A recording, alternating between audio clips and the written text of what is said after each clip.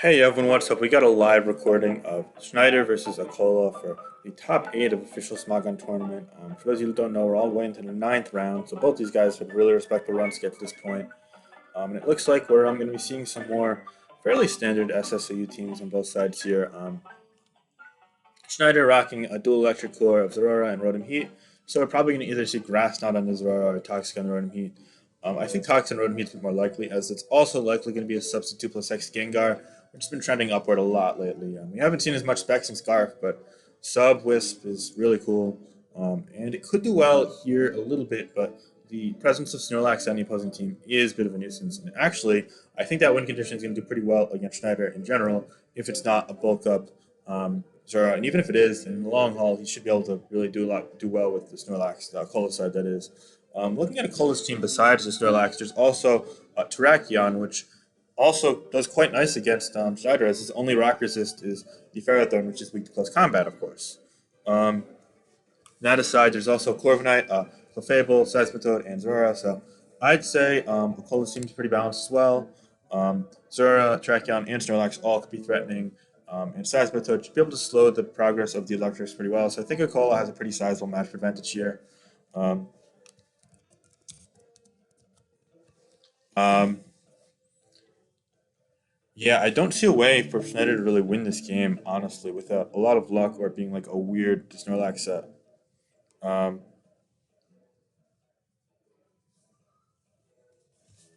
Sorry, just thinking here. So looking at Schneider's team, it's probably going to be nasty plot toxic rotom.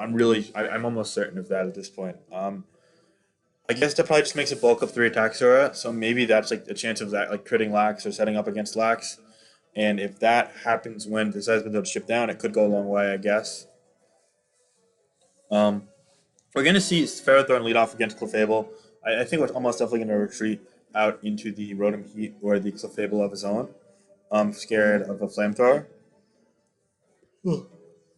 Although if it's Calm Mind, it's more likely to be Thunderbolt for Toxapex as it's paired with the Snorlax. So okay, well he's going to just go for the knockoff as Pharaoh goes for Rocks. So no real fear there from Schneider's side, which is fair, um, I suppose. And so we're going to get Rocks up as the knocks go off. Knock goes off on Pharaoh. So Pharaoh is now at 92.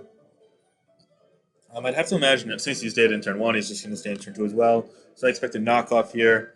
He's going to go for that. Yep, he's going to chip the Clefable as Clefable goes for Thunder Wave. So that's actually not really that helpful because now he can't burn it with Seismitoad. So actually killing this Pharaoh is going to be a little annoying, especially if it's Body Press, as that's going to make it a nuisance for not only the Terrakion, but also the Corviknight on Roost and the Snorlax, which is probably Heat Crash, but still. So I wonder if Akola is just going to commit to this 1v1 and just start Moonblasting a little bit, just so he could bait the Clefin and then start kind of playing from there. I wouldn't be shocked at that, but maybe he'll just say, okay, I don't mind getting another thing knocked, and that other thing's going to be probably Corviknight.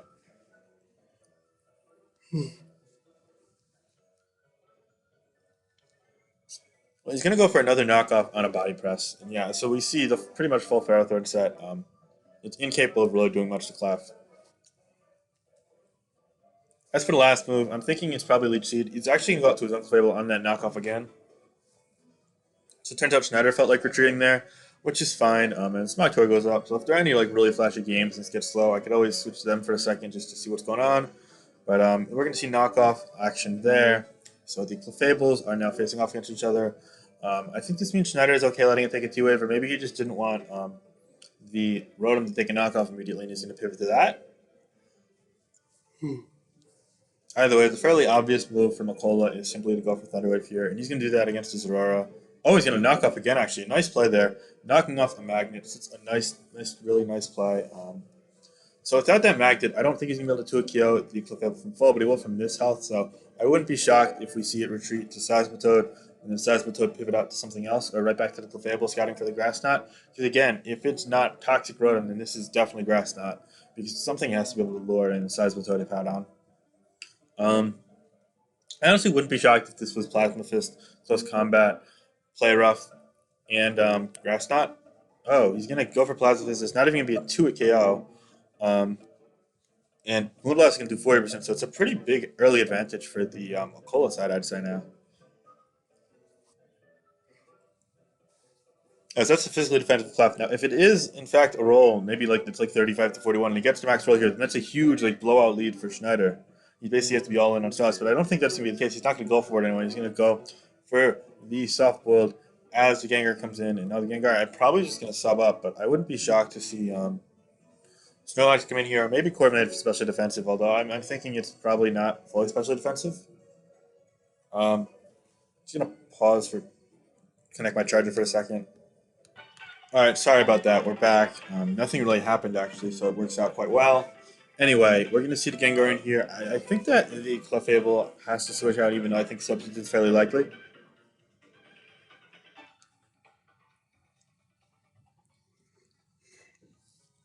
Um, I think they're both just taking their time considering the route of action. If Substitute isn't to play here, then Schneider could potentially bluff being choiced in later sequences, which could be cool. But I don't know if he's really going to suppress that information, as I think Akola is well aware of the set. Ton of Smog Tour games going on right now. If I was wondering, we got McMegan playing Seatum. We got Diofantine playing Solwind. We got Blarg playing some random dude. We got Rob Jr. versus Fran 17. So all cool games. Bunch of cool games. But right now the OST set's going on. These guys taking their time here. Not surprisingly, lots of money on line. Snorlax is ultimately going to come in, not being fearful of the trick, and it's going to be a correct play as he comes in on the substitute. Um, He's gonna wisp in his darkest lair, which I think is a really bad move on Snorlax. I prefer Heat Crash 10 times over, but I guess that helps with a couple things. And Gengar happens to be one of them, so damage output there is good. And we're gonna just go for another one on the Clef, um, which makes a lot of sense.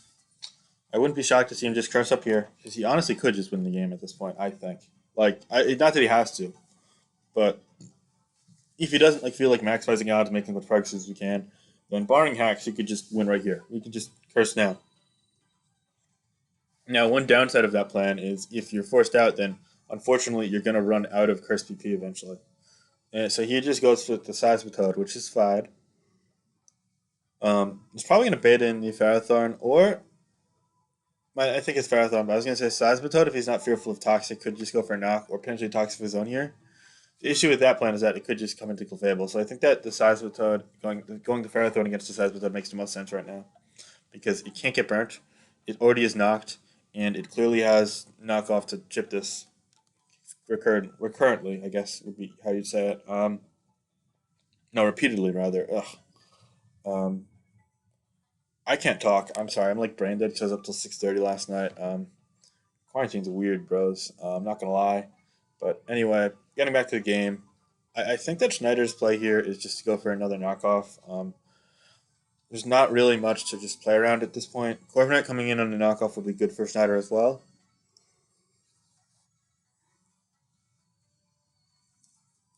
And there you have it. It's going to take 13% from that knockoff feeling. That's probably physically defensive Corviknight, which with a Snorlax and a...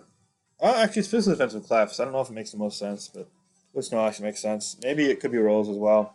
So we're not entirely sure on the spread quite yet. Either I wrote him here, it's going to come on in.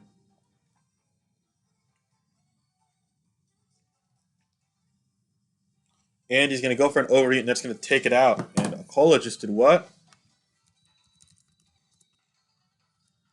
I don't understand why you would stay in there. That makes no sense at all. The play was so obviously just to go to Seismitoad or Snorlax. Snorlax is already status, so it's even scouts for Toxic. And if he goes for Nasty Plot, then that's fine. But Tracheon isn't, and Tracheon actually is a massive threat to Schneider's team. So by no means would I count out Akola at this point. It's just now he has one less thing to pivot into Ferrothorn. And the rocks are going to stay up for Schneider whenever they do go up. So, yeah. I don't really understand that play, but it should be okay.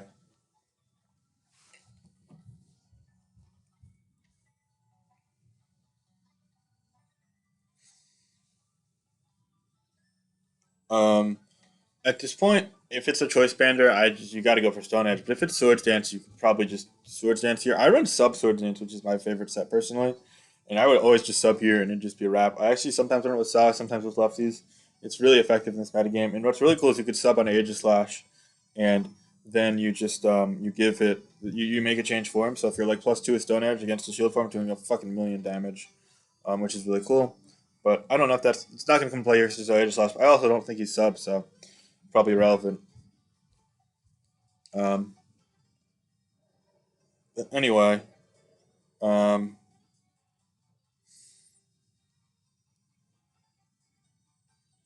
we're gonna see a Swords Dance here, which is a good play. Not fearful of Toxic or Will-O-Wisp, and it's gonna be on that Ferrothorn. So I think that now the play here for Sjneider is to go to Gengar on the close combat. But the thing is that if he goes to it on the close combat, then he would not be able to cover if it's Substitute, which is kind of why I like Substitute. It avoids these awkward like prediction-oriented turns. The problem here is that everything, no matter what, is going to be a risk from both sides. So it's kind of a really heavy impact play here. For example, if he stays in on close combat, then he loses Ferrothorn.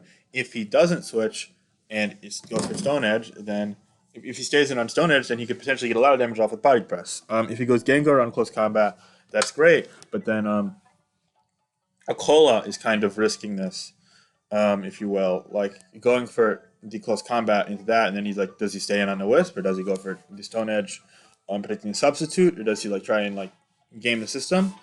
I don't know, but he's gonna go Gengar here on the close combat. So Sjneider made the play ultimately, and Akola doesn't have sub it seems, so it's a wrap. I think Wisp here is the play for Sjneider no matter what. The benefit of Wisp is that you could go Clefable on Wisp, and then it can't get like Thunderwave, for example, if anything has it. But I don't think that's a big deal. I think you could also just go Snorlax here if you're Akola. But the main drawback of like switching here is that you lose the progress you made in the sequence. And wait, he's gonna go for Earthquake. He's staying it. So maybe it's Life Orb. Oh, ew, Life Orb is bad in my eyes. I hate Life Orb track. It does a lot more to Hippo, but the downside is you're taking Life Orb every turn. And this isn't even a Wish Clef, so I really don't like that personally, but I guess it's fine. It worked out really well here. Um, I was just wondering about those games we touched on before. Um, yeah, it looks like none of these are really close to over. Oh, no, just kidding. Rob won, and make my against on the game. Yeah, but let's get back to this game. We're going to see Amanda Buzz come in as fodder now. It's just going to die off of Smart CC. I don't think he's going to go back to Gengar. Now he's going to go Zorora to try and take this out. So now it's a 5-5 game. I find it really bizarre that the Gengar switched out there on the Earthquake. I think you kind of had to let go of the Gengar and just get the Wisp off, but I digress. Now he's going to go for a close combat into that physically defensive oriented Clefable. And it's only going to do 14%, so both defoggers are dead, so now rocks are going to stay for the remainder of the game if either side elects to set them up, which I wouldn't be shocked if that happens. Akola's timer is getting quite low, but so is Sjneider's, so we're probably going to see quicker turns at this point. Marathon's now going to come on in and attempt to touch them up, but it's going to be on the track. Ooh, a really nice double switch there from Akola. Wow, that was a fantastic play. So now he's going to be in another threatening position, and I think he's probably just going to go for the close combat again. But I think Sjneider might actually stay in, predicting the switch. I wouldn't be shocked about either of those things happening. But no, he's going to go Clefable. He's going to take 78% from a critical hit Earthquake. Ah, that's a lot of damage, but the crit didn't matter in all likelihood. It's close combat or another Earthquake would have taken that afterwards. If not, then a Stone Edge surely would have. But given that Earthquake damage, it was easily to a KO, even from full. So yeah, now he's going to take it out with the close combat, and it's going to be a 5-5 position, 5-4 position, and now Zora is going to come on in again, try and revenge kill it, but I don't think Zora can really do much, which again, this is why I thought Akola's match was really good. Track down just picks and laid on, strong action sweep, especially if it's not Leech Seed on Pharaoh. Leech Seed Body Press actually does kind of beat non-Heat Crash Snorlax, which is why I love Heat Crash personally. Akola's timer is getting really low though. So Sjneider's 5 seconds. Is he going to time out? No, no timeout. Now he's going to go Seismitoad on the grass knot. Nice play there from Sjneider. But again, both timers are really low. He's going to let it go to grass knot. Yeah, he's running out of time. This I really hate how players kind of ride low timer like Akola is right now. But he should still have a shot at winning this game for sure. I don't know why I just didn't go Clef. If it was doing 35 damage with Plasma Fist, then I guess you could seem pretty safe to me because now the Rotom actually can be annoying if it sets up on Snorlax. We're gonna see Aura Sphere from Akola. Oh, is this Calm Mind? I saw Calm Mind Zorora on the ladder a million times over the last like week. I swear to God, it was some like European like trend. But No barbs damage was taken there. Maybe it's Specs. It does have 102 base special attack. He's going to go track down on the nasty plot, though. Really nice play. And now Stone Edge picks. So Akola has a huge lead here. Um, hmm. I think we'll probably just see the Rotom, hope and try and dodge it. I think Stone Edge is the play, and staying in is the play. I wouldn't be shocked to see Gengar, though. He's going to go for close combat, and that's not going to take it out, but that's going to put it in zero range, so I guess that's fine. Safe play there. Now Zero is going to come on in, and it's probably just going to go for a knockoff if it has it.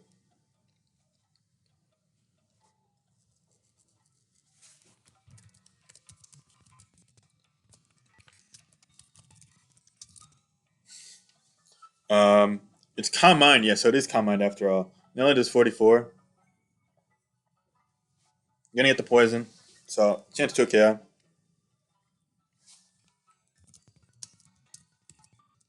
Um,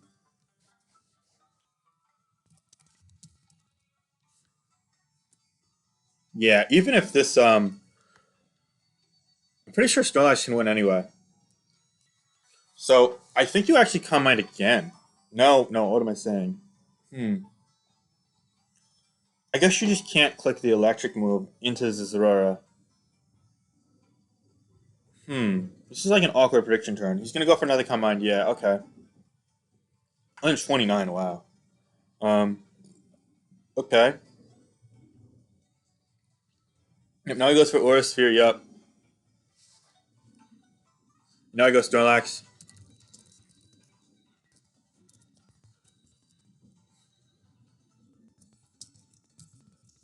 Now he goes for Curse. Yeah. And now this is fine. Um.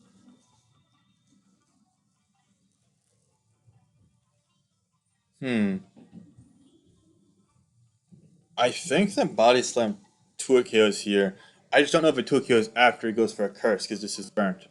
That's what I'm curious. Curse, sorry, bulk up. I don't know why I said curse. Holy crap! But I don't think it is bulk up because it's magnet. I think you just go for the body slam here if you're a call out with pretty decent level of confidence at this point.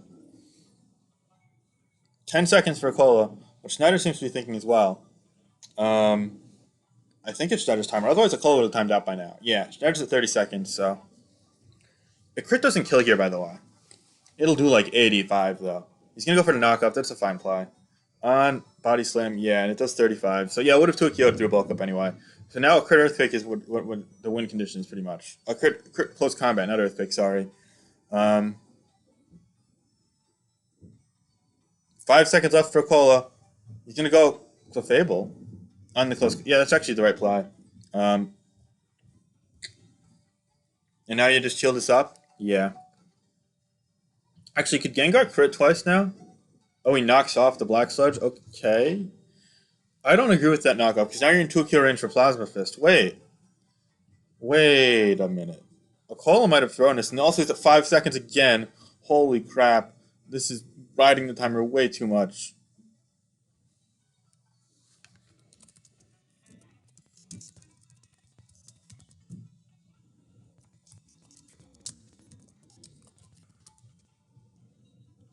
Um,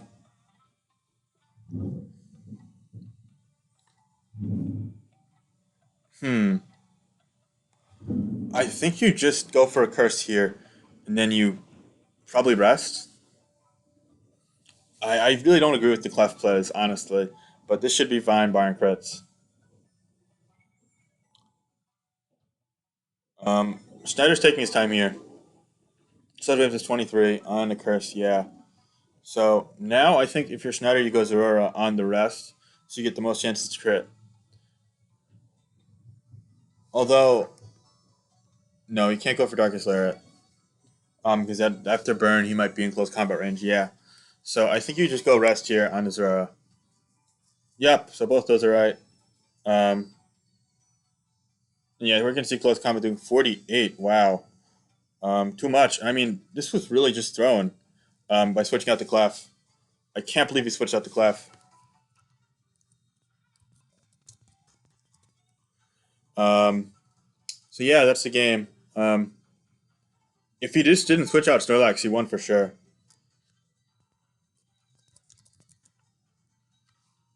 Anyway, we're gonna wait till game two now. All right. Okay, we're back for game two. So there's a whole chat debate about if that game was thrown or not, and the poison with Sludge Wave was really unfortunate for Akola. But ultimately, Akola really just played the Snorlax and the Clefable, like both that entire sequence kind of suboptimally over like the critical two-turn stretch that could have just won the game probably. It would have come down to crits, don't get me wrong, but crits are better than the kind of series of like 50-50 oriented plays that he let happen. And I'm recording right now, so I can't tell him. Yeah. Anyway, so looking at this game, we got a really cool team from Schneider. I actually really like this build. It's got Bisharp, kind of as an offensive win condition on the physical side. Dragapult, Corviknight, Clefable, Seismitoad, and Rotom Heat. And Akola is using a nice sand team as well. I like sand with Como. The more offensive Como sets I always cherish. So it's going to probably be like a Swords Dance variant, or maybe the Throat Spray variant. I really want to see Swords Dance, Close Combat, Iron Head, Earthquake. That's my favorite set on Como right now, personally, with Life Orb. So I'm interested to see if it is in fact that. But probably gonna be Rocks Hippo. So yeah, that's why I think this is offensive. There's also a Toxic Spectre, Rhythm Heat, Excadrill as kind of speed control, and a Clefable. So we're gonna see Clefable and Clefable action, and we got the retro trick set, Trick Scarf. So it's a huge early advantage for Schneider. Someone keeps spamming me. Uh, yeah, I'm not gonna respond to that just because I am trying to focus on the game. But wait, did you say Bish looks good? There's a Como.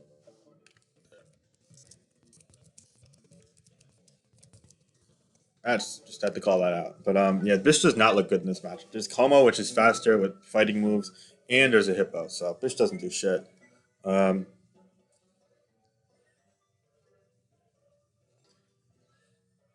anyway, we're gonna see the extra drill on the Sazbatode. Um, hmm.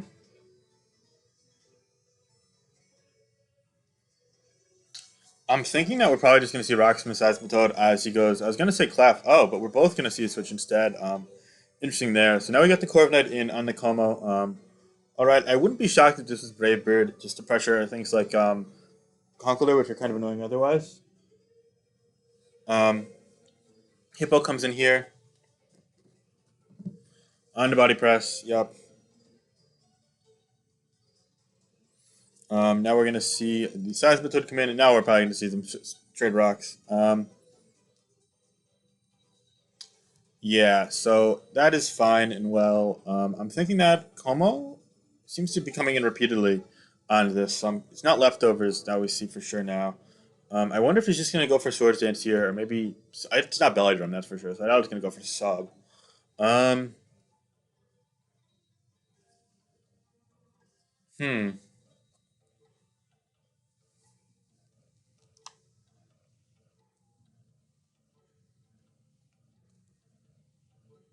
We're gonna see the Swords Dance. It's called Burns here, though. Oh, and a Toxic Mist. It's really unfortunate for Schneider there. So yeah, it is in fact a Swords Dance Life Orb set. I really like that set from Akola here. Um, people in the chat, the French people only really, are saying that it wasn't a throw because close combat did too much damage. Um, and to that I say maybe, but then why not when you go Clefable, why not heal up instead of knock off? Because if you heal up, then you could consistently wall Aurora with the Clefable, and you can consistently wall Gengar with the Snorlax. You'd have to get a lot of turns wrong to lose then. So one way or another it was thrown. Maybe how it was thrown could be deciphered differently. I didn't personally have the calc up, and neither did the 20 million people in the chat that was saying it through. But there was definitely something going wrong in the end of last game by Akola there. Um, so I digress. Um, Either way, Snyder's taking his time here. That's fine. I think he's probably going to go Dragapult. It's just a question of if Akola is going to pull the trigger in Earthquake or not. I guess Corviknight's an okay play. The issue is that it's already taken damage in Rock Sharp, so it's going to die to close combat in all likelihood.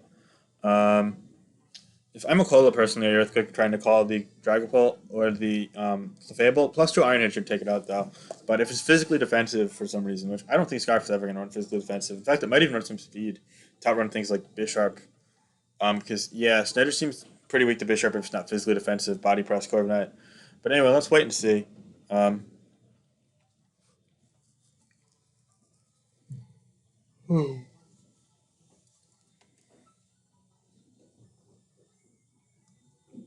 waiting here. Sjneider is just thinking this through. I don't think he's going to stay in on the close combat at this point. I'd be surprised if he did anyway. Still taking his time. Akola's definitely clicked his move already, so he's pretty confident whatever he's going to click here. He's going to just go Corp Knight, probably just toss that out on the close combat, and it's dying for sure. Yep, so it's done. To the Life Orb. Close combat, yeah, it is Life Orb. So it's the set I talked about before. And now Dragapult comes in. I assume it's just going to go for a U-turn, predicting the Fable. I guess it could go for Wisp, just trying to get that hexed as well. But it's Scarf. So what I think the play is just to U-turn here on that Clef. Or even the Pax, I guess, whatever goes to. There's no way it stays in though.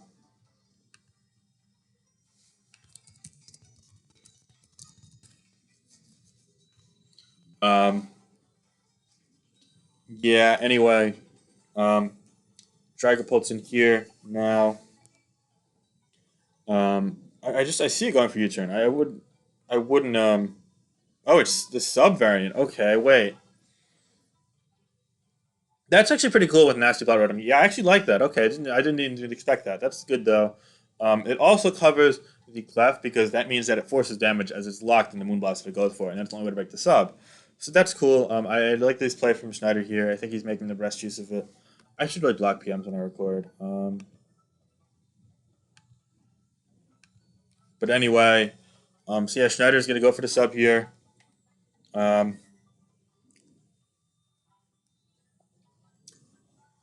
hmm. And the thing is, if it's Thunderwave, it looks really good. But if it's Wisp, then it's kind of annoying because Peck sort of like stall out Hex a little bit. But if it's physically defensive, it should be able to either way. I actually really like this matchup now with the Dragapult set.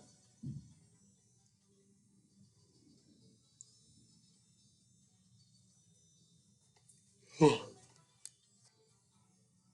gonna go Clefable here on the okay. It is Thunderwave, which is great. Okay, so if it gets the full power here, then it also just wants to be wanted with the full power.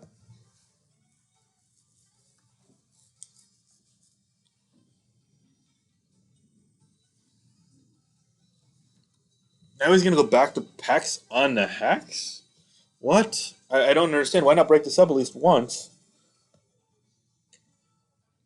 I mean, it's recovering from lefties each time. You took rocks and a paralysis for nothing. Now you're gonna go Hippo, but if you let Hippo take damage, then it's gonna be really annoying for Bisharp to kind of come and get you. But now it's true that you're not you're at least cutting off leftovers and you can go for Whirlwind. But if it takes a Draco, that's gonna do a lot of damage. And Hex does 30. Oh my god, that's a lot of damage. Um, from an unboosted Hex, yeah, wow.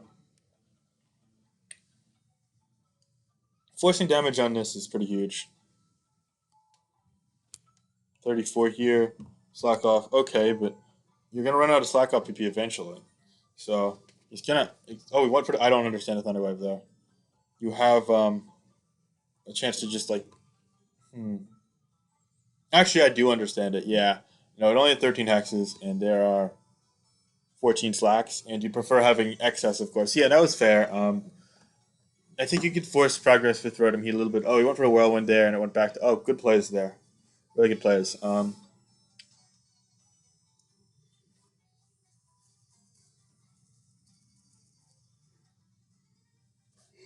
Another Whirlwind, this time into Bisharp. Hmm. That's annoying because now it's like in Earthquake range, kind of, after another lot. It might always be in Earthquake range after another End Rocks, but it probably is after this one, honestly. Might be a roll year. But yeah, we're seeing Rocky Helmet Hippo too, so I don't know if there's much Schneider can do here. Another Whirlwind, good plays. He's Rotom Heat in now.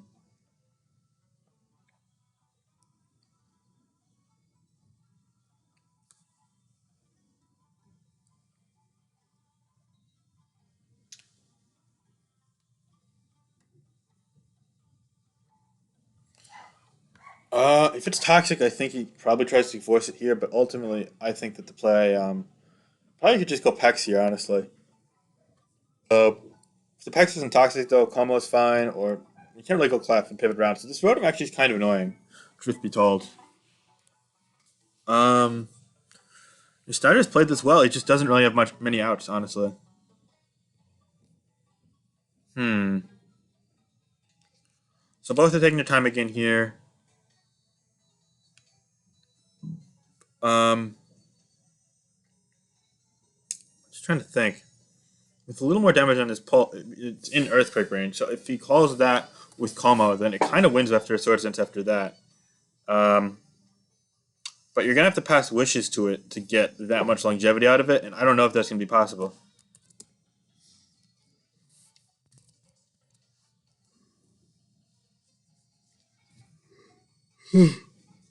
So he goes Clef on a nasty plot, and this is locked into whatever he clicks. So I don't really. He probably could just teleport here, right?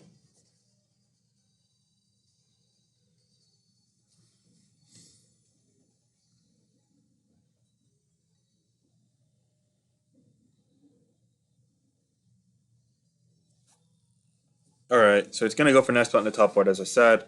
Um, he's gonna go to his own Rotom Heat and probably try and get it. Oh, it's Scarf. Okay, he's probably gonna trick it. Yeah.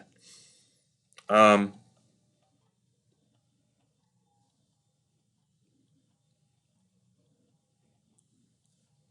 hmm. Question is, what do you go to on the trick? Do you stay in and just let it trick you, but then you lose in the long haul for sure? I'm not too sure.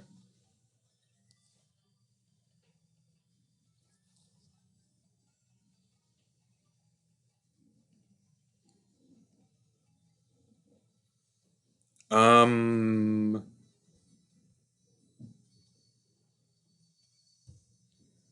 hmm. Sorry, I just really got to think this through. So he stays in and on the overheat, and that doesn't even take. Oh wow! So this is really good turn now for Akola because not only does it live, but now it has heavy duty boost, so you can come in on rocks, and on top of that, this is locked. Um, but I don't think Sjneider can really win this matchup here. If he gets Hippowdon hexed out by one of Bisharp or Dragapult, then that could be it. I think the play here for Sjneider is to set up a Bisharp setup where if you get like some chip on Como, then it could kill it, and then you force damage on Hippowdon. If you manage to force damage on Hippowdon with the Bisharp, yeah, I just gotta close these games out. Sorry.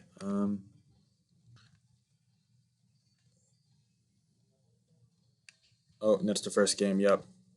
Okay. There we go. Sorry about that. And we're gonna see Clef on Hippo, and this is actually a good match for Hippo because it is Whirlwind, so it could Whirl through Protects. Also, though, I don't think it's Protect. It's probably Trick, Moonblast, Soft Boiled, and a filler move. Keep in mind you can't run Soft Boiled plus Teleport, so you're just gonna go Drill here though to try and spin, I presume. Yeah, on the Moonblast. Okay, good play. See, I think Akola's got a pretty sizable lead at this point. This actually does really well to Drill. It's not going to be Rock Slide because it has to be the spinner on this team. So it's probably just the standard Sword Stance spin set. But that's fine because you no longer have boots on Rotom Heat. So every time it comes in, it takes damage, and it's going to take sand. And on top of that, it's probably going to take spin damage here as well. So he's going to go Size Toad, figuring that. But Earthquake's actually going to do a large chunk, so it's going to do 37. Size Toad's still at 45, though. I don't think you get greedy here if you're Cola. I think you switch out. But um, staying wouldn't be the worst.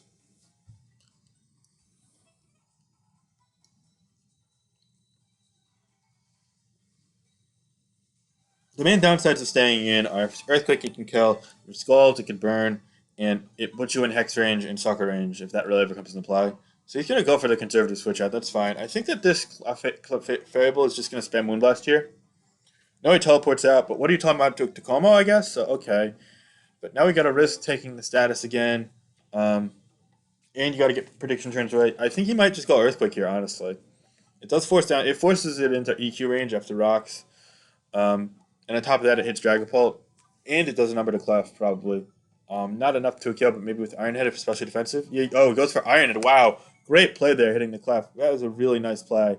I did not see that coming, but that was a really, really timely prediction there from Akola. And I don't think that Sjneider knew it was Iron Head, honestly. So yeah, well done there. Now it should be an Earthquake range, so I just go Earthquake at this point. And he goes right at me predicting that Earthquake, and he's going to correctly get it in on the Earthquake. So yeah, well done there by Sjneider, but he's going to have to I mean, Hippo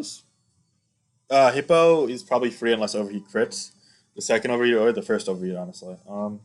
So we'll wait and see. But I think Akola has a pretty sizable lead now. So we'll wait and see though. What's going on in the next round of tour? Who's good playing? Someone's playing. Blark's playing. Star's playing. Let's see. We've seen Stall in this game. Oh, we definitely saw Stall in this game. Oh wow! Now I've just lost all my inspiration to check up on any other tour games. So he locks in a discharge as he goes. Wow, really nice play there by Akola. I don't know if I'd have risked it personally, but it worked. And now Clefable is going to come in here on the Earthquake, so maybe it's not spin. I feel like that was pretty. Maybe he's scared of Dragon Pult. Yeah, you know what? Earthquake was fine anyway. And now Seismos comes in again. Um,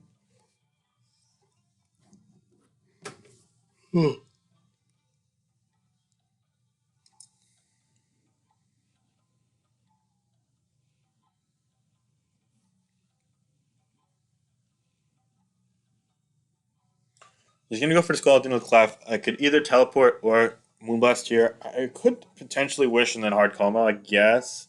He's just going to Moonblast here. That's fine. It does 33, so it's going to be a 2 KO if he hits through the power here. It's good. Um,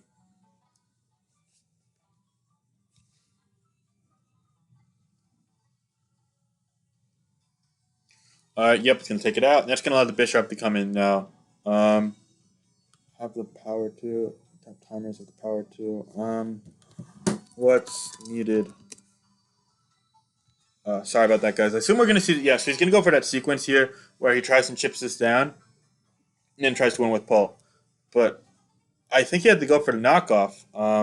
Didn't get the flinch there. I think knockoff put him in hex range. This doesn't. So now he's going to have to Draco, but then -2 Draco doesn't kill him. So we can just see the switch out here, I think. So yeah, weird sequence here. But he's gonna let it die. But yeah, now Como drill pack should be enough to win. I think.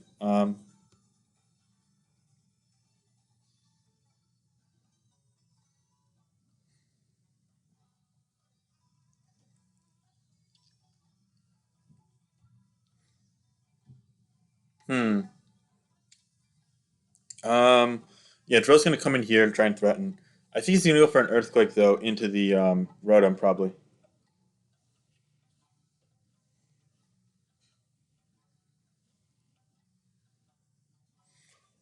Yeah, he's gonna go to Rotom on the Iron Head. Okay, yeah, that was actually better. Now that I think of it.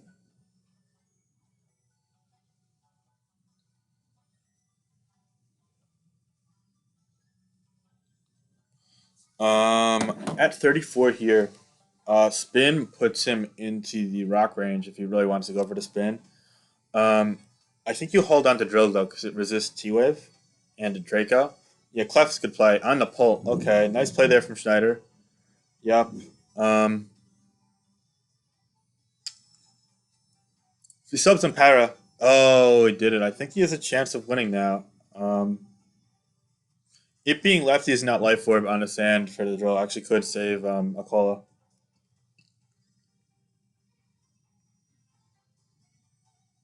That protect made no sense. Locking into protect against Dragapult actually would have given it more leftovers.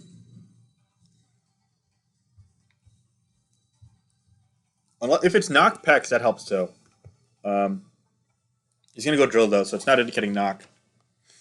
Hmm.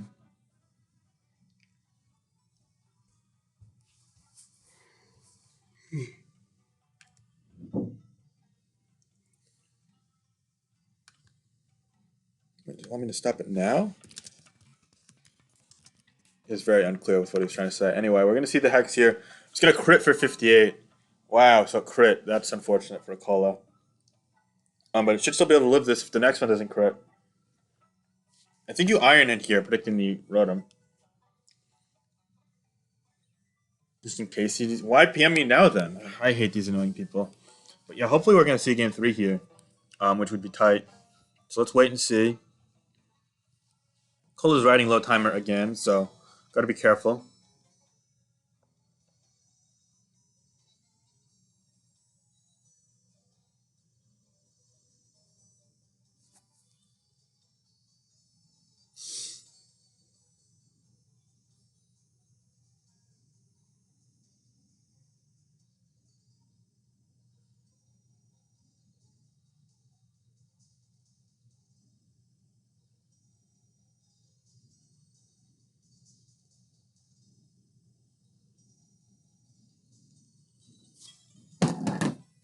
So he went for the earthquake on the Rotom. Okay. Um, hmm. I guess you just overheat here. I think that you go Rotom here if you're a Akola as fodder. On the Dragapult double, yeah, he goes to Rotom. That's fine. Overheat should be able to break sub the first time, but will it be at 50? Will it be at 25 after? No, it won't be. So yeah, now you could force it to be lower. And actually, if you're smart here, you could go for the trick just so it never gets leftovers again. It also means you're like, oh yeah, he goes for hex stuff. So yeah, I was gonna say, there's no way he's gonna go for Thunder Wave and try and play that game anyway. So now it just comes down to this: does it crit the drill? If he crits the drill, then does it is it knock packs? So we'll find out. He doesn't crit, and it gets the earthquake off. So it looks like Akola is gonna win game two. It's gonna go down to three. So we'll be back in a second with game three. Okay, guys, we're back for game three. Akola using a team that actually I faced Behe with in Smog Tour. It's Curse Lack, Spec Chandelure, Trick Scarf, presumably Trick Scarf with the Rotom C. That's what I faced anyway. Brave Bird, Corviknight, 190 Wishport, Clefable, and just Stealthrock Sazbatode. What I really didn't understand when I faced this team was it was Brave Bird on Sazbatode and Fast Clefable both for Conkeldurr, but I guess it was kind of paranoid. But they're not facing Conkeldurr here. Instead, Sjneider's using this bulky team with Zatu, which is pretty cool. It also has a Hippowdon, Rotom, Heat, Clefable, Toxapex, and a Ferrothorn. So that's interesting. Anyway, um, hmm. Looking at this matchup, it's going to take a while, honestly. Snorlax doesn't do much here, unfortunately, because there's a Toxapex likely as his, and also Hippowdon probably has Whirlwind, so not going to do much in this matchup. The Chandelure does pretty well, though, because there's no Ghost Resist, so if that's physically defensive packs, then might just be the Chandelure show every time it comes in on Zatu or a Ferrothorn, that is. Hmm. So we're going to see lead Rotom Heat. It's going to encounter the Toxapex. I'm wondering if it's going to try and go for a trick here, or if it's just going to Volt Switch out. Um,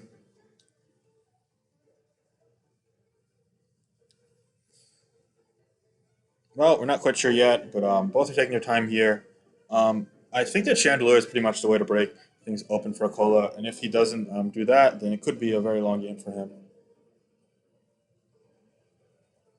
Hmm. So it's going to go for the Baneful Bunker. Interesting that it has that on the Voltage. I wonder if that means he's not Haze. I'm thinking it's probably going to be Scald. So it has either doesn't have Haze, doesn't have Knock. Yeah, doesn't have one of those two. So hmm.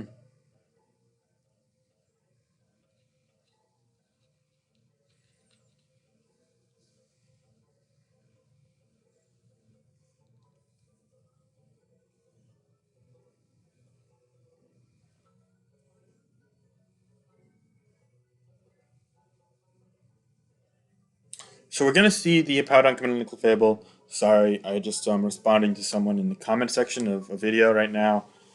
Basically, I posted a video of Heroes Destiny versus ABR for Black and White Cup because Heroes Destiny made like a series of like inexplicable plays like game, and I found it really funny.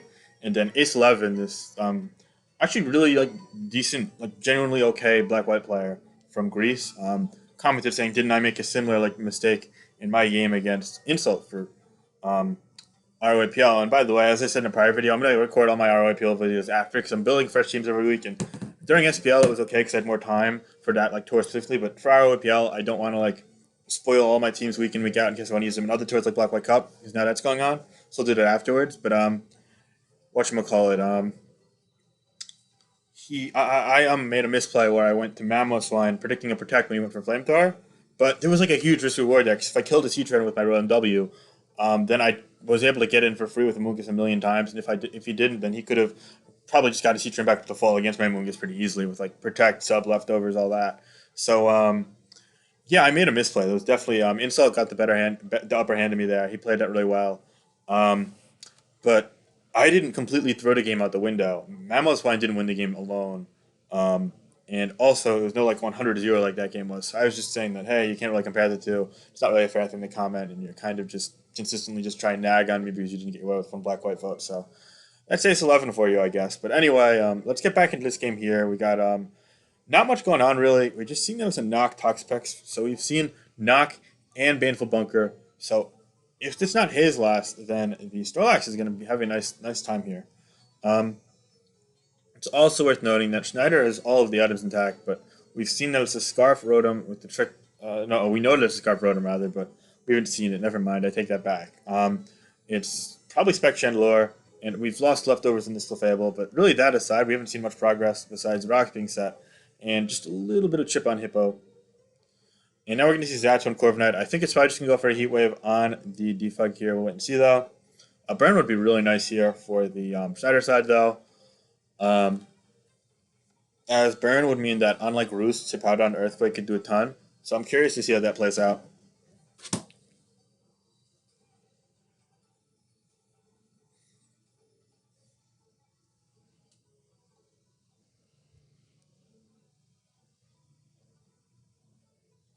Akola's taking time here.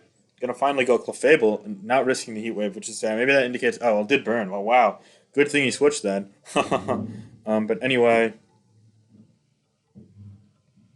we're gonna see a Wish on a Teleport from. So okay, I need to clarify because both these Pokemon can Wish Port. We saw Clefable Wish and Xatu go for the slower Teleport, knowing that it could live on Moonblast and potentially any like support assault moves, an assault of like support moves, if you will, would be like bounce back. So that makes a ton of sense. But the Wish from Clefable could be used to heal anything, or potentially like let Chandelure get in safely, depending on what it goes to. But I think we're probably going to see Pegs, Hippo, or Rotom here. So wait and see. Yep, he goes Rotom. That's probably going to actually make the Wish go to the Seismitoad if I had to guess. Unless he stays in and Moonblast, no one will live anything, and then goes Seismitoad. That would be fair too. But that's only if he really feels in dire need to heal this up immediately. Otherwise, he could heal up on Pex or Clef or Xatu pretty easily. Oh, it's going to go for the Discharge on the Teleport. So I don't know about that. I think if you're either a hard switch or you Moonblast. But okay, he teleported, so he took the damage. Now Seismitoad's in wasted wish, but that's fine.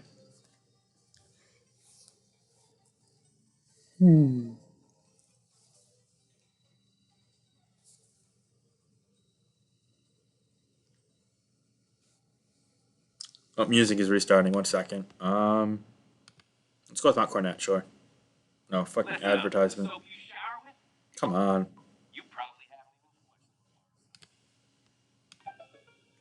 Okay, so we're gonna. Oh, real. Wow. So it's like a really heavy attack invested Seismitoad, or that could be especially defensive Zatu. Either way, knock off there.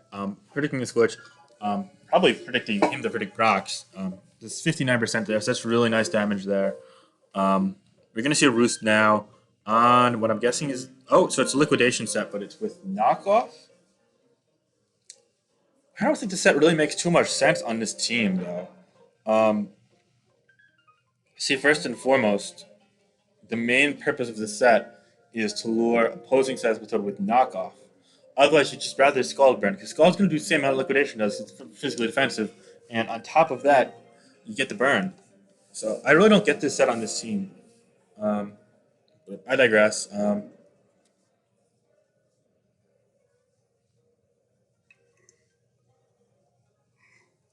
Psychic's going to chip it, but it's recovering from leftovers. Now he's going to Clefable, predicting the Roost. Alright, so he gets Clefable, so that actually worked out nicely for Akola.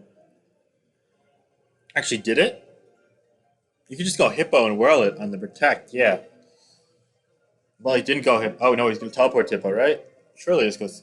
Oh, he goes... It's a missed opportunity right there. I don't agree with that play from Sjneider. Unless it's not Whirlwind, in which case, fine. He's going to go for Comment and a Protect, though, so okay. That's something. It's a threat. That makes a lot of sense in this comment because there's a lot of natural built-in recovery in this team. This could be Pain Split, Leech Seed, Recover, Roost, Slack Off. So yeah, I don't know if Ninja's necessarily going for game so much as he's going for pressure here. But let's see here.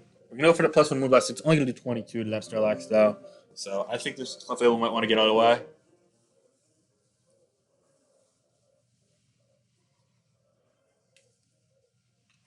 As we see a curse. This is actually a really good sequence for Sjneider if it's Whirlwind Hippo after all. Mainly because it's going to go for the Whirlwind. Mainly because you forced the Moonblast damage and Rocks damage and you made it curse and not recover. So now it's going to be forced stress, and now maybe later on you could force progress with Clefable. Or even Rotom Heat as he switches out that. Now he's going to probably get past a Wish to the Snorlax, actually, so that's fine. Um, but yeah, I see some progress being made, very slightly. I don't get the discharge unless you're not Nasty Plot. What is discharge hitting? Um, See, I feel like you gotta like put your foot down at some point and just say, okay, I'm gonna keep going for progress. Then I would have went for Nasty Plot there, and maybe another Nasty Plot on the switch, and all of a sudden you're like, oh shit. But I guess he was scared of like. See, if you went for the +2, this would not be near full anymore. But I guess that's fine. Maybe once he gets a knockoff on this, if he does knock it off, that's going to be really good for the Rotom as well. It's going to take rock damage each turn.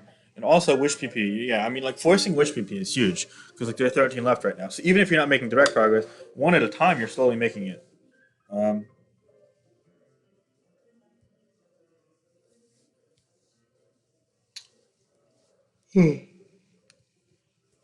Zatu here on the Corviknight. Okay. Corviknight's going to recover from leftovers. It's going to take the heat wave for 40%, so that's a physically defensive Corviknight because Zatu is very weak.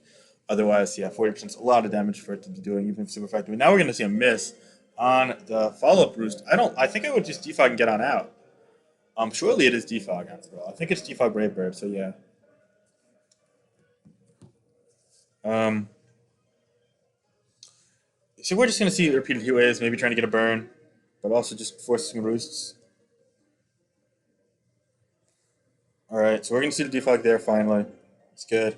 Yep, yep. I think we're going to see the Corviknight switch on out here.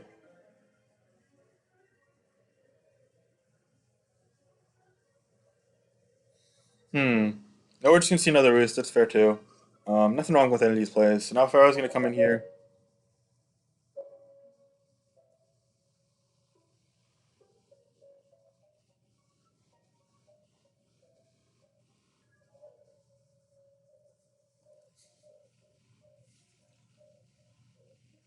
Hmm.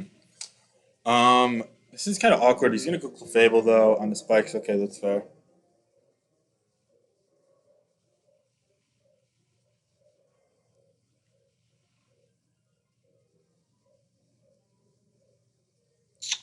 Um, Wish here. That's fair. I'm just trying to figure out how they make like they break through. It's kind of hard to see. I think Wish PP is kind of going to be premium. So see, let me break this down. Like what I'm thinking long haul here. So this Clefable here has 12 Wish PP left. Every time the Snorlax takes damage, it's basically forced to rest or get Wish back up. And Wishes back up don't even heal all the way full up. But he needs that Snorlax healthy to be able to beat this Clefable reliably without going to Chandelure repeatedly. Eventually, Akola is going to notice he's going to be pushed to the wall, and he's going to start going to to Chandelure more and provoking those aggressive sequences. But right now, he's playing in the back foot. Playing on the back foot forces you to waste 3 roosts or 4 wishes. Oh, it comes in on a. Oh my god, that's huge damage. So that changes things a bit. That's really good for neither. I don't know why he switched to this here. Um, but this is a threat because with Thunder, it could paralyze the Snorlax and the Chandelure and potentially break through them. So I think Sjneider has the upper hand here, even if it's just one at a time, slowly breaking through. Even if he's wasted 7 heat waves or a couple rocks or moves, it's really fine so long as it is haze on that Toxapex. If it's not haze, then oy. um, he gets Hippo in now here on Corviknight. That's a little less helpful. Is he just going for Earthquake or is he going for Rocks? He slacks off the fall. That's fine. It's another Roost wasted. Like, there is progress to be seen in every turn. Defog here on Rocks. Okay, that's less progress oriented because you're wasting 2 rocks for 1 defog and you're not doing any damage. But if it's Whirlwind and it goes for another Rocks, I don't get this at all. What is Sjneider trying to do exactly? Yeah, I don't get this at all. Maybe he's saying, okay, between Spikes and Rocks, I have more PP so I could get something up in the long haul, but I don't really agree with this. I think that Chandelure is going to be forced in eventually, though, but not with Rocks up shortly.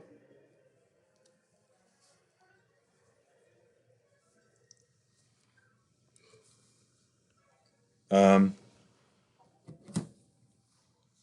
hmm.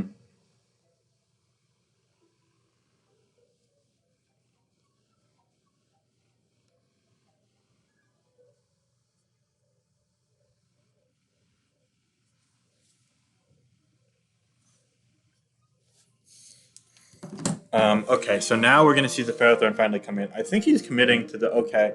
I'll trade 2 for 1, and then I'll get some houses up in the long haul. Because think about it. So Rocks has 19 PP left, plus Spikes is 31, so that's 50. 50 divided by 2 is 25. He doesn't have 25 defogs. He only has 16 defogs. Plus, there's gonna be a point in time where he's not gonna go Corviknight on every single time you go Pharaoh and Hippo, especially seeing as this probably is knockoff Thunderwave, maybe Leech Seed Body Press. So therefore, he's gonna get Rocks up in the long haul. So the onus should be on Akola in the long haul to try and force progress. That's why I'm saying he's going to have to start getting these Chandelure sequences to happen. See, there's a spike that wasn't pressured. So that spike is now up. And on top of that, he's not going Chandelure here. So he could have let up another spike if he really wanted to. But laying up one and getting that one defog wastes a defog PP for a spike PP. So that's fine. In the long haul, that's fine. The thing is that Akola has to win the game with Snorlax or Chandelure before the alternatives is enabled, basically. That's what I'm trying to say. So the onus should be on Akola to make progress. It's also worth noting that another wish went down, so there's only 11 left now.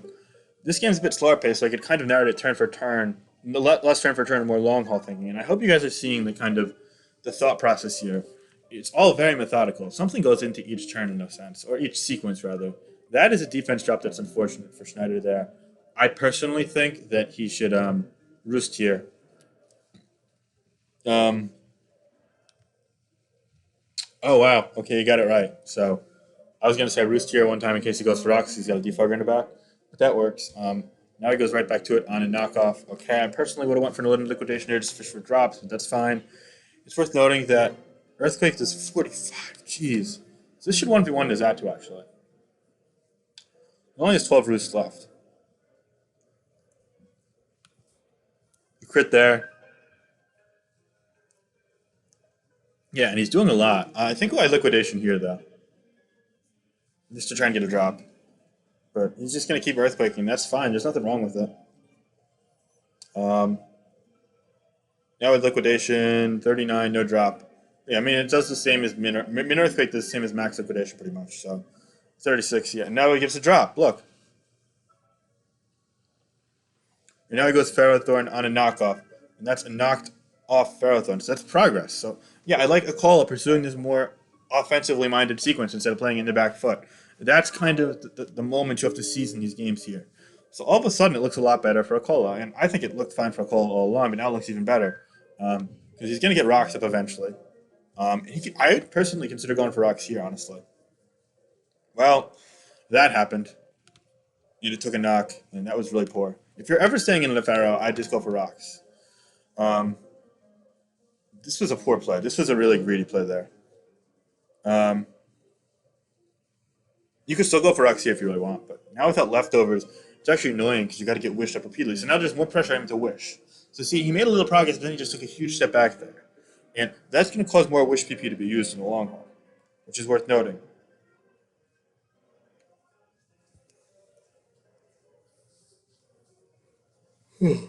Um, we still haven't seen Chandelure in, by the way. We're now like 60 turns into the game. It's body press. It's just 34. It's going to 2 kill the Pharaoh, though, so I wonder if he's going to switch out here. It's in Psychic range. I think he just goes Zatu.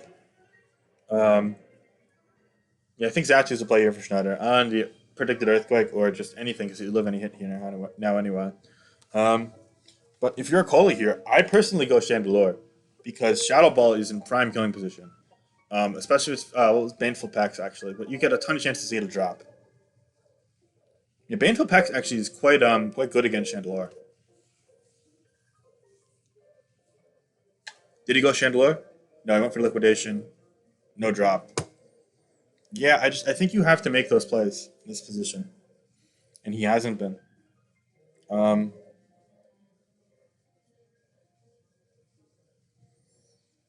Now do you go back to Clef, I guess? Or you could go Core of Defog and then back to Clef. He goes Chandelure here. Okay. So that sequence was fine because he gets Chandelure and anyway, same end result. But you had the chance to crit or get the defense drop, so it's fair. Now we're going to see the Shadow Ball, and it's going to do 56. So there's a chance it could do a kill, actually. I think you just go for the Shadow. You spam Shadow Ball here, honestly.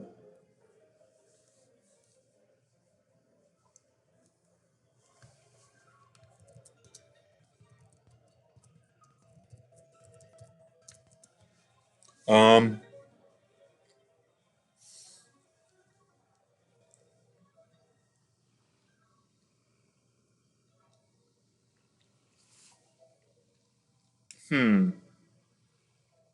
Let's calc something here. I'm assuming this is physically defensive. So, Toxic Packs. This does 51 to 61. If it's modest, this is probably timid. So it's timid against physically defensive, I'm going with, yeah.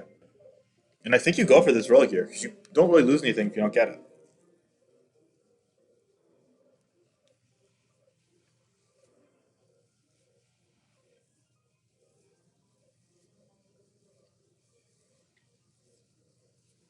Hmm.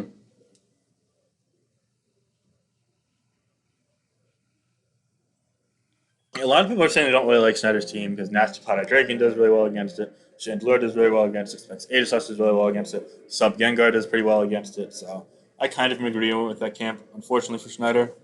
Um, but there's a chance here. Finally sees some aggressive plays from Akola to make progress. Oh God, I am now in a comment war with Ace 11. It seems because he's responding to my comments. So that's just great. All right, let's see what he has to say. I'm gonna check my phone because this sequence seems to be taking a little bit.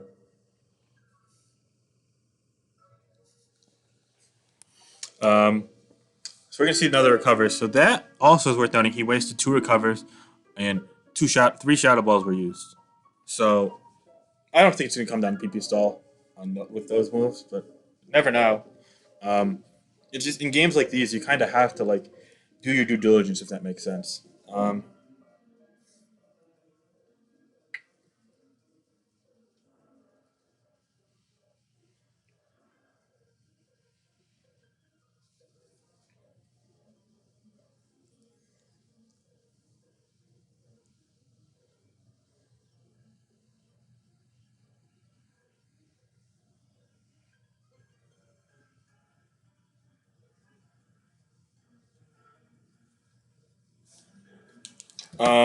so we're gonna see combines here. Um, I'm gonna have to respond to a million and one comments from Ace 11. Now this is annoying. I shouldn't have even responded, but that's okay. So the combine here is probably gonna force. I want to say Snorlax in, but he could go Rotomo and just try it. Try and trick. I think that's a fair play at this point because it's definitely playing Scarf at this point. Um, Nobody goes Snorlax, and that's fine. Nothing wrong with that. Wow, I regret recording live OST series. These take so long, and it's just hard to keep focused the entire time, if you will. But we're making progress here. Um, so Snorlax is in, and it's going to bait in Hippowdon. Body Slam's not going to paralyze.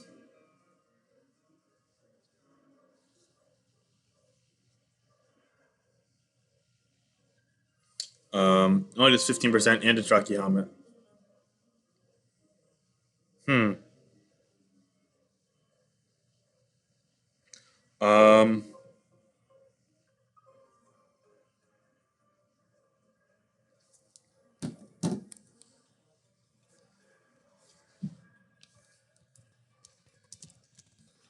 all right, so we're going to see the Rotomo come in Hippowdon, but it's going to get whirled into Clefable.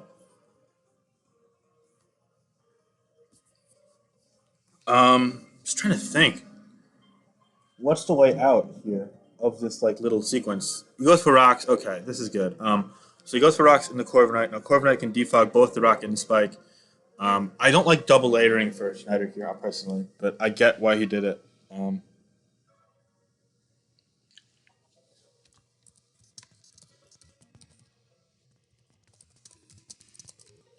Um,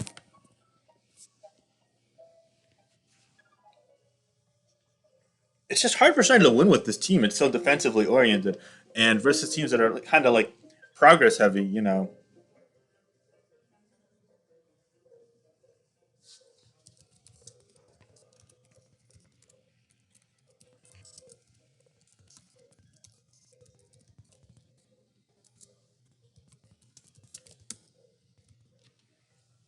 All right, so we're gonna see teleport here. Um,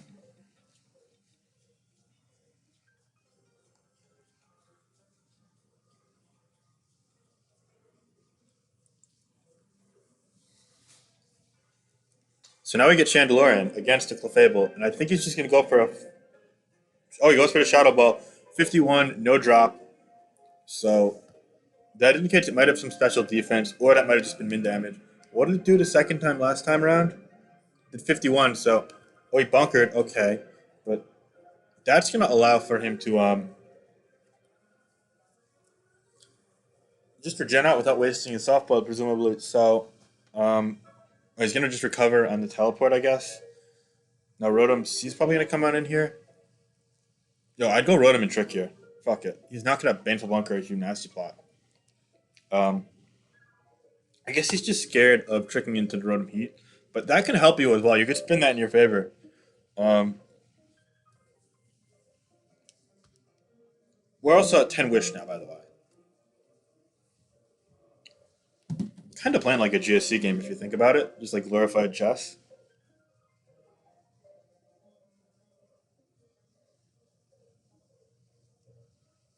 So we're going to see the Pex here.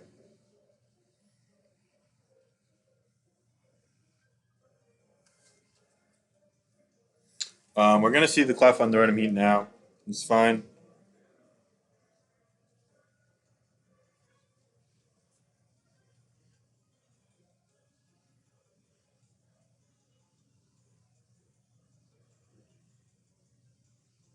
Okay. So we're going to see a discharge into 27, which actually is a lot of damage. I'm wondering if this maybe has some physical defense or even his bold, or if this is some special attack. I kind of was expecting like 23-ish percent there. Chandelure here, that's really risky. I don't know about that. Um,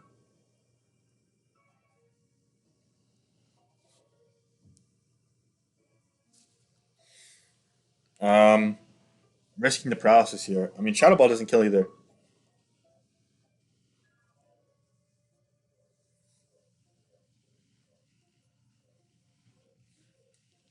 Um, hmm. Oh, cool black white game going on, for those wondering.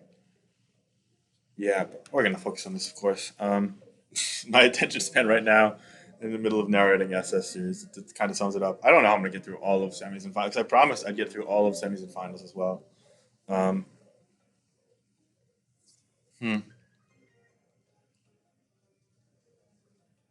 Shadow Ball's going to be slower, but it's going to do 78. This charge is not going to paralyze. I don't agree with that risk from the Akola side, but it did work out. Um,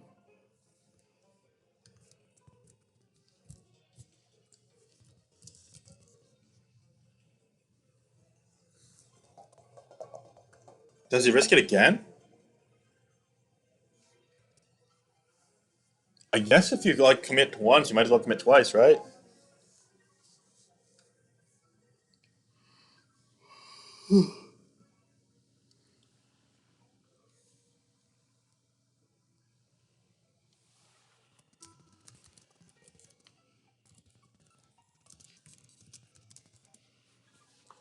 Um, hmm.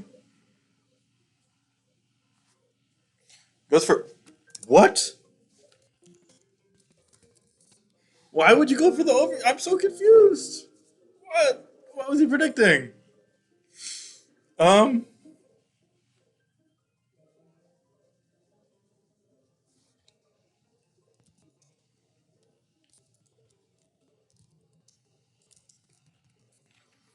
I have no clue what that was. Honestly, I am a loss for words. I mean, like overheat. What are you overheating the Seismitoad? I guess, but like Seismitoad just dies over to next turn. And you're quicker. That makes no sense. No sense whatsoever.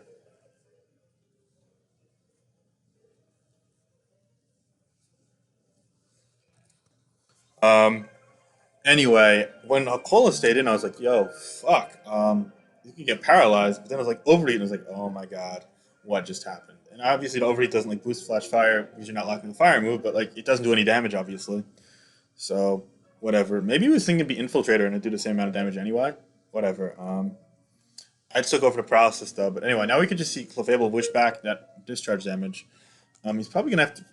You know what? Actually, if it's strict Clefable, you could kind of. I guess Snorlax anyway. So it's two Combine Jeeps. So I think he's actually gonna go for a Moonblast here.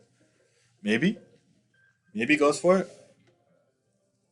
I think the play here for Cole is just a body slam. So maybe he's going for the bait the body slam, then get chip with your pound on, force a rest, and then comment up on the rest. But I don't know if he's going to let him rest.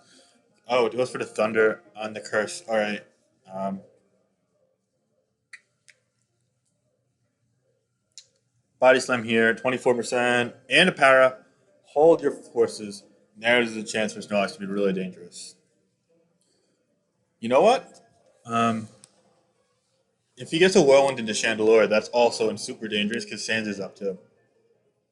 In fact, I wouldn't be shocked if he. Oh, hard? I don't know about that. I was gonna say I wouldn't be shocked if he. Wait, that's a wish. That's a dangerous wish right there.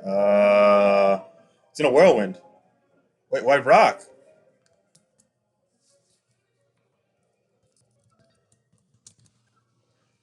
Whirlwind was better.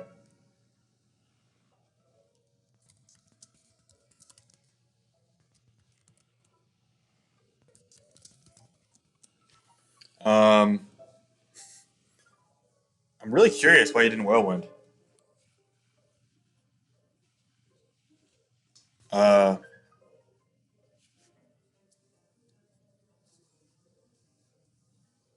well, that's really poor of Schneider if he just didn't know that. If he didn't do that either way. I mean, this is like a really weird couple sequences for Schneider. First, overeat, now the lack of whirlwind there. I can't. Um,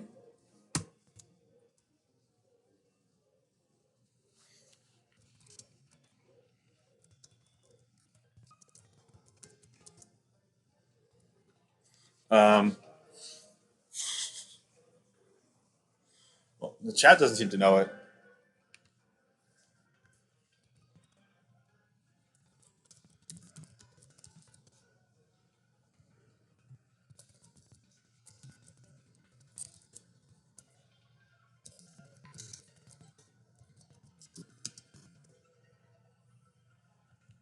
Yeah, okay, people understand now. Um, sorry, I had to explain that. All right, so now we're going through the same thing again. Body slam into the clef, no paralysis, thunder miss. Um, oh god, more people PMing me now.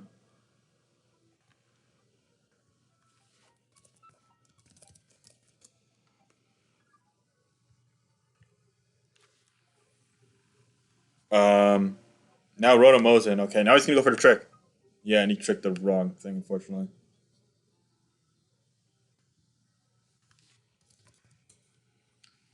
Um, Either way, the Pharaoh's not just locking his cock, so you just go Corp here, and the Upwar that once was is no longer because he's just gonna be able to defog in the long haul. Um,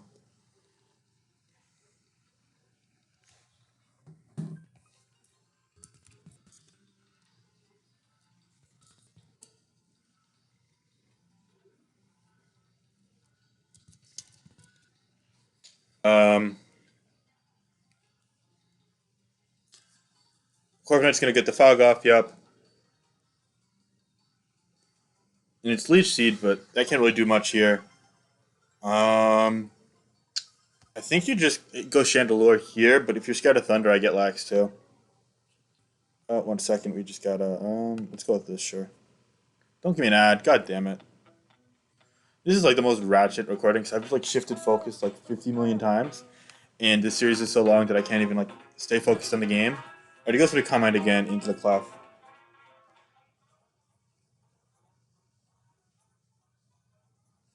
Body slam here, and Thunder is gonna miss, no para, so just more the same old. Um, he pow down here on the curse. Makes sense. Yup, yup, yup.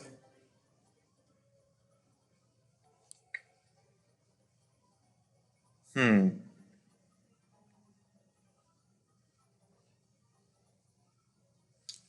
Um, Corviknight's gonna come in here. Schneider's running out of time, and honestly, he's running out of outs to win this game. It seems. Clefable comes in here on the defog. Yup.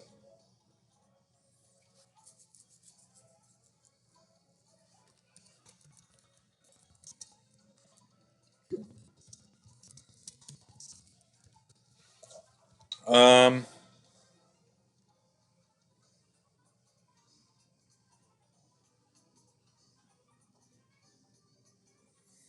Yeah, I mean, we're just seeing the same sequence on repeat at this point. That para actually helps Snyder prevent for rocks, I guess. Go Rotom now on the rocks. Oh, big greedy there. But I mean, he just Volt Switch spams. Oh, he's going to stay in on that and slack off. Okay. Sure.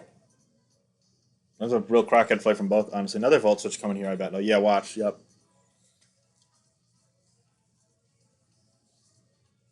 Now you just go Clef. I think this uses like a Clef mounting point, and you can get Saz with Hood healed up.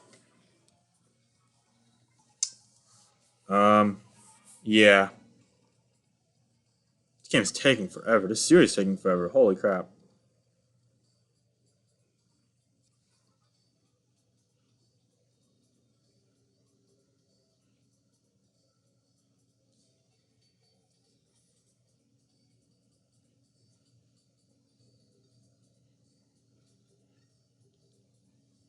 Um, let's do teleport though.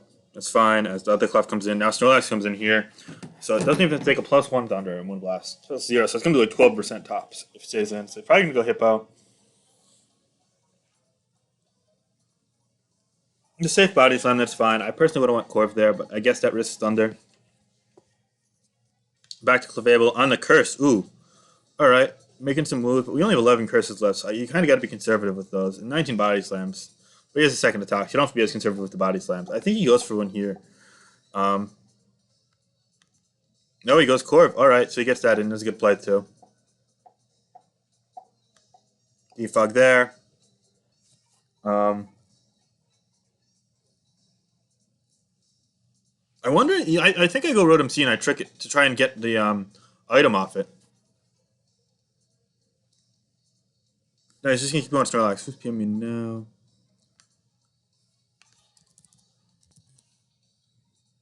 Um, hmm.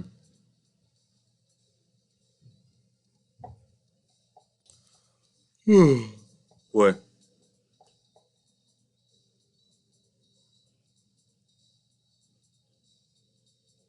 we got 200 people in this battle. That's pretty cool. Um, yeah, no, a lot of people. More PMs at Sacre. It's not that easy though.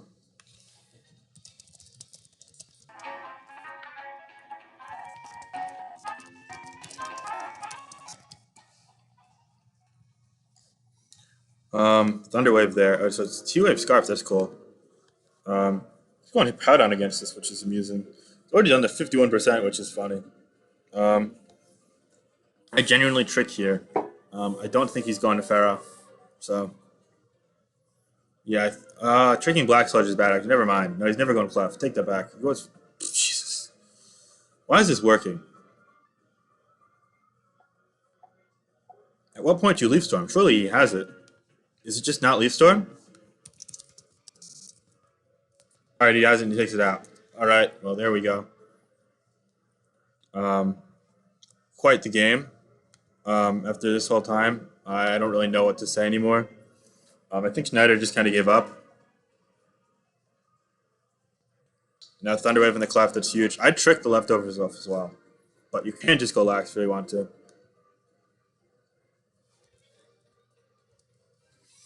You can go for another combined. Snorlax is quicker though. Um, I guess not anymore though. Now Clef should be quicker. Thunder misses. Thunder's been super inaccurate, unfortunately. Another curse. I would have just started body slam there, so it should 2 KO. Another Thunder miss. Body slam, yeah, this is over.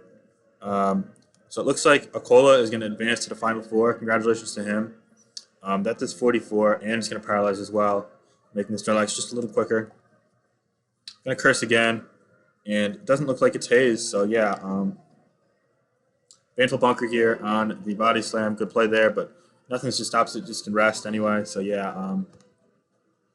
Might as well just get +6, and it's going to be the game.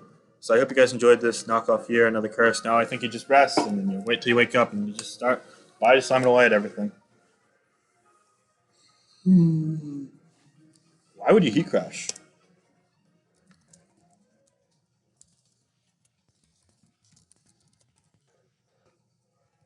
I don't get why you're not resting. I just rest already. Um, Does he not rest? Surely it's rest. Yeah. Okay, well, it was weird, but it worked. Um, like, yeah, it doesn't matter if he leeches, you still kill everything. Oh my god. It's over anyway, it doesn't matter at all. Um,